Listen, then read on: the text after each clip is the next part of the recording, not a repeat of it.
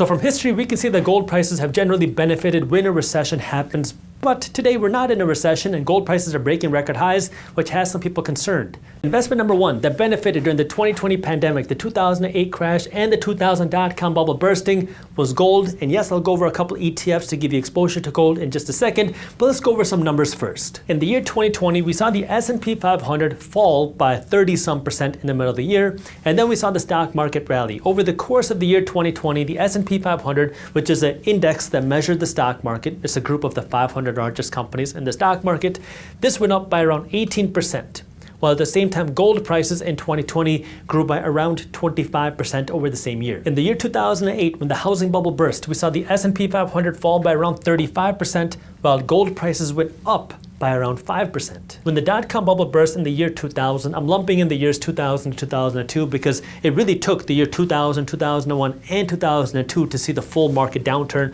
We saw the S&P 500 fall by around 37%.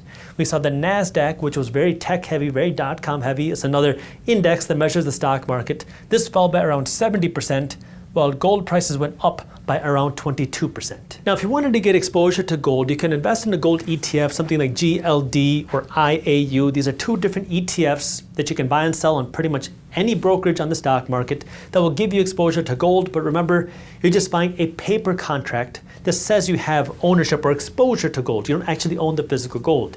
Another alternative is to actually buy the physical gold. That's something that I personally do. I've been buying gold since well before the pandemic, but I do want to express some concerns that I have about gold as well. Gold prices have been booming a lot since the pandemic and a lot in 2025. And a lot of people who don't even understand how to invest in gold have been dumping money into gold because they believe that gold prices are going to continue to go up because of how fast it has gone up. But there are concerns with that because, well, when people are betting on gold, they're betting against the dollar. Because remember, gold is generally a hedge. And when people are concerned about the dollar, when they're concerned about inflation, when they're concerned about the United States economy, that's generally when they buy physical gold.